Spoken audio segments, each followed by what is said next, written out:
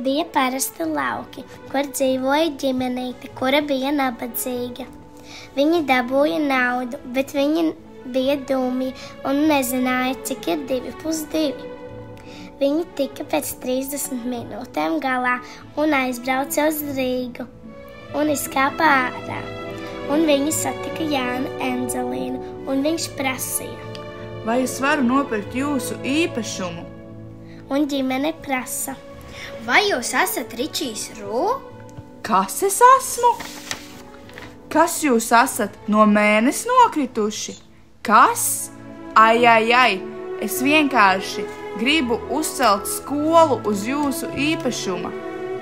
Un Jānis Enzelīns uzcēla viņu īpašumā skolu un teica: sākat mācīties! Un ģimene atbildēja: paldies, ka uzcēli skolu! Un tā radās Kauguru skola.